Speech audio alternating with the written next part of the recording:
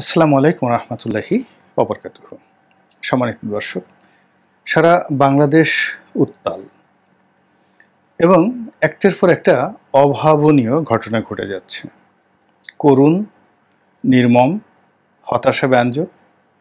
আবার যে রূপ, বাঙালির যে রূপ কখনো কেউ দেখেনি, তো সেই রূপ এই সময়টিতে এসে জাতির সামনে আবার নতুন করে উদ্ঘাটিত হয়েছে।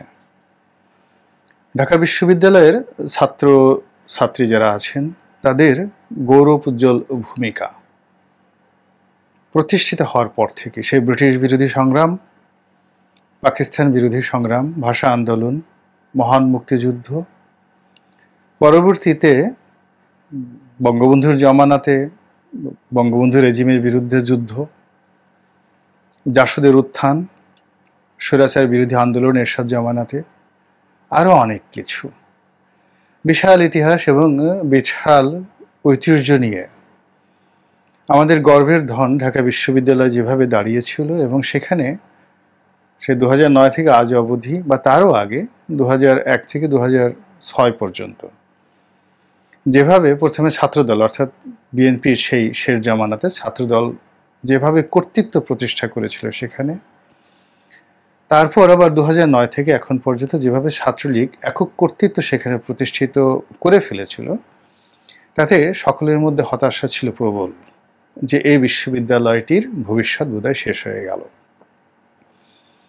কিন্তু কোটা বিরোধী আন্দোলন এবং একই সঙ্গে ঢাকা বিশ্ববিদ্যালয় ছাত্রদের সঙ্গে সঙ্গে শিক্ষকদের আন্দোলন সব মিলিয়ে পুরো জুলাই মাসটিকে এই জাতির সামনে একটি নতুন রূপে উপস্থাপন করেছে ঢাকা বিশ্ববিদ্যালয় চত্বর।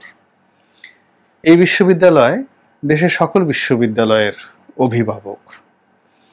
এখানকার যারা ছাত্র এবং ছাত্রী তাদের সবাইকে অন্য বিশ্ববিদ্যালয়ের ছাত্রছাত্রীরা তাদের সতীর্থ, ঊর্ধ্বতন সতীর্থ, বড় ভাই হিসাবে, স্নেহের ভাই হিসাবে মেনে নেয়। ফলে এই বিশ্ববিদ্যালয়কে কেন্দ্র করে অতীতে যেভাবে সারা বাংলার ছাত্র সমাজ জেগে উঠেছিল, এবারও এই কোটা বিরোধী আন্দোলনে সারা বাংলাদেশে নজিরবিহীন ছাত্র বিক্ষোভ চলছে। সরকার বাংলাদেশের ইতিহাসে সবচেয়ে বলতে গেলে দীর্ঘদিন শাসন ক্ষমতা পরিচালনা করার অভিজ্ঞতা সম্পন্ন। নেতিবাচক অনেক কর্ম তারা করেছে এবং অনেক কিছু তারা হজম করেছে। তিনটি প্রশ্নবিদ্ধ নির্বাচন, ইলেকশন ইঞ্জিনিয়ারিংয়ের যাকে বলা হয় সর্বনিকৃষ্ট পন্থা তারা অবলম্বন করে তিনটির নির্বাচনের রেজাল্ট শিট এই জাতির উপর চাপিয়ে দিয়ে দিব্যি আরামে পায়ের উপর পা তুলে তারা দুলাচ্ছিল। তাদের যত রাজনৈতিক প্রতিপক্ষ রয়েছে সবাইকে রীতিমতো একেবারে বাবার নাম ভুলিয়ে দিয়ে রাজনীতির মাঠ থেকে যেভাবে তাদেরকে দূরে রেখেছে, তাদের আসলে আতঙ্কিত হওয়ার মতো এই মুহূর্তে তেমন কিছুই ছিল না।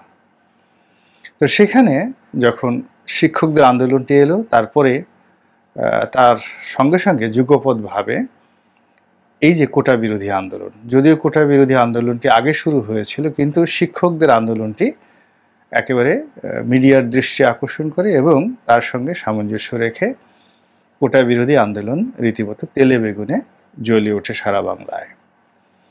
এবং এই আন্দোলনকে সামনে রেখে এখন বাংলাদেশের কোনো দল মত নেই। সকল দল এবং মত সবাই মাঠে নেমে গিয়েছে। বিএনপি সরাসরি সমর্থন দিয়েছিল। তারপর নীতিগতভাবে এই আন্দোলনে অংশগ্রহণ করার জন্য বিএনপির যত অঙ্গ সংগঠনগুলো রয়েছে তাদেরকে মাঠে থাকার জন্য নির্দেশনা জারি করা হয়েছে এবং তারই প্রেক্ষিতে ইতিমধ্যে বিএনপির অফিস রেইড হয়েছে। আজকে আমি ভিডিও করছি পবিত্র আশুরার দিনে, তার আগের দিন রাতে। এরপর আজকে যে গায়েবানা জানাজা ছিল সেখানে বায়তুল মোকাররমে বিএনপি নেতাদের উপর ধরপাকড়, জুলুম নির্যাতন, টিয়ার শেল নিক্ষেপ করা হয়েছে এবং এখনও পর্যন্ত নিশ্চিত হয়নি যে কতজনকে গ্রেপ্তার করা হয়েছে। তো বিএনপি জেনে শুনে এবং বুঝে এই ঝুঁকিটা কিন্তু এই মুহূর্তে নিয়েছে। ঢাকা বিশ্ববিদ্যালয় পুলিশে সয়লাভ এবং ছাত্রলীগের যারা ছেলেরা রয়েছেন, মেয়েরা রয়েছেন, তারা অনেকেই হল ত্যাগ করেছেন, অনেকে বের করে দেওয়া হয়েছে, অনেকে ভয়ে চলে গেছেন, অনেকে স্বেচ্ছায় বুদ্ধিমত্তা দেখিয়ে চলে গেছেন। এবং ঢাকা বিশ্ববিদ্যালয়ের ইতিহাসে অভাবনীয় ঘটনা ঘটেছে। গত সেই 2009-এর পর থেকেই প্রথম ছাত্রলীগের নেতাকর্মীদের মনে এমন ভয় ঢুকিয়ে দেওয়া হয়েছে যে তারা হলে এবং ক্যাম্পাসে এই মুহূর্তে নিরাপদ বোধ করছে না। পুরো ক্যাম্পাস পুলিশে একেবারে পুলিশ আর অন্য, চারিদিকে শুধু পুলিশ আর পুলিশ, তার সঙ্গে আবার যুদ্ধাবস্থায় আমাদের বর্ডার গার্ড, সেই যারা খুবই বীরত্ব দেখান বিজেপি, আমাদের মায়ানমার সীমান্তে তাদের বীরত্বের জন্য তারা সর্বমহলে আলোচিত।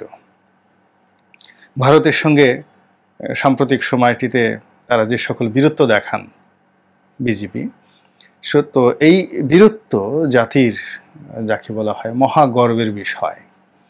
তো সেই বীর বিজেপি তারা তাদের বীরত্বের পুরো পরাকাষ্ঠা দেখানোর জন্য এখন আমাদের প্রাচ্যের অক্সফোর্ডে দাঁড়িয়ে আছেন। এর আগে তারা বীরত্ব দেখানোর জন্য নীলক্ষেতে এবং ঢাকা কলেজের সামনে খুব চেষ্টা করেছিলেন এবং সেই বীরত্ব দেখাতে গিয়ে তারা কিভাবে বীরের মতো আচরণ করেছেন তা আমরা এখন বিভিন্ন ভিডিও ফুটেজে দেখতে পাচ্ছি। পত্রিকা এবং গণমাধ্যমের খবর বলা হচ্ছে যে ঢাকা বিশ্ববিদ্যালয়ের পরিস্থিতি থমথমে। আজকে বন্ধের দিন, আগামীকাল যখন আবার চালু হয়ে যাবে কর্মযজ্ঞ, তখন বোঝা যাবে যে আজকের এই যে পুলিশি অ্যাকশন, এই পুলিশি অ্যাকশনের ফলাফলটা আসলে আগামীকাল কোন পর্যায়ে চলে যাবে।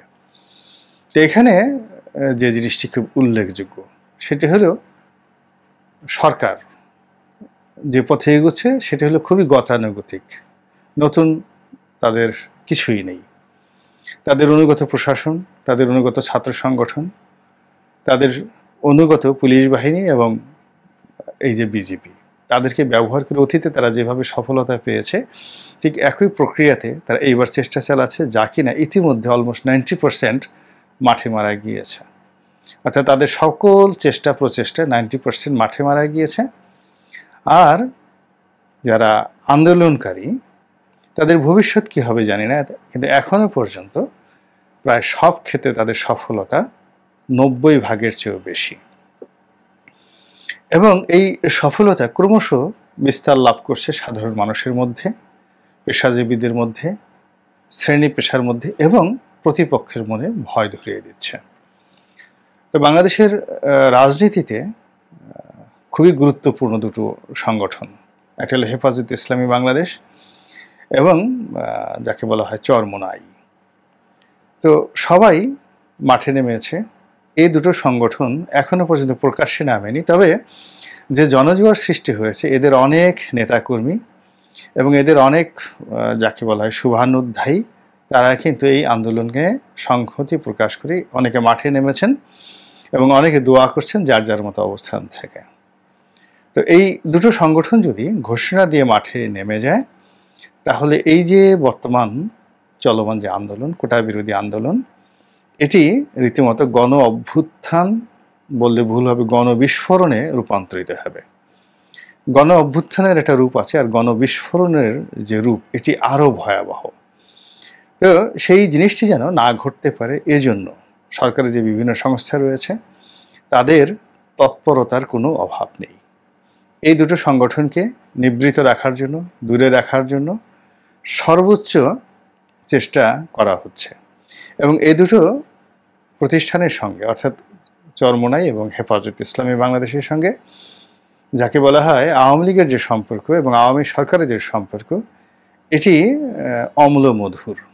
কখনো তাদের মধ্যে বন্ধুত্বের গুজব শোনা যায়, কখনো তাদের মধ্যে শত্রুতার ঘটনাও দেখা যায়। এবং আওয়ামী লীগ দ্বারা হেফাজতে ইসলামী নেতাকর্মীরা যেভাবে কষ্ট পেয়েছেন, যেভাবে ক্ষতিগ্রস্ত হয়েছেন এবং যেভাবে অপমানিত হয়েছেন, এদের সেই বেদনা কিয়ামত পর্যন্ত যাবে না। কিন্তু তারপরও হেফাজতের এক শ্রেণীর নেতা আছেন যারা সরকারের সঙ্গে খুবই সম্পর্ক রক্ষা করে চলেন এবং তাদেরকে সরকারের দালাল হিসেবে হেফাজতের অনেক নেতা তাদেরকে গালাগাল করেন, এবং যারা গালাগাল করেন তাদের একটা বিরাট অংশ সুদীর্ঘকাল ধরে জেলে পচেছেন এবং সাম্প্রতিক সময় অনেকেই জেল থেকে কয়েকদিন আগে মাত্র ছাড়া পেয়েছেন। আপনারা জানেন যে যারা জেল খাটেন, বিশেষ করে হুজুরদের মধ্যে, ধনাঢ্য ব্যবসায়ীদের মধ্যে কিংবা কবি সাহিত্যিকদের মধ্যে যারা খুব আরাম আয়েশ করেন, তাদের কাছে জেল একটা ভয়ঙ্কর বিষয়। দ্বিতীয়বার তারা সেখানে যেতে চান না। তো কাজেই এই যে যারা কয়েকদিন আগে আওয়ামী লীগের নয়, ঠিক বিএনপির যে সকল নেতা, হেফাজতের যে সকল নেতা কয়েকদিন আগে জেল থেকে বের হয়েছেন, তাদের সামনে যখন আবার জেলের ভয় দেখানো হয়, সঙ্গত কারণে তাদের মধ্যে এক ধরনের একটা সাইকোলজিক্যাল সমস্যা দেখা দেয়।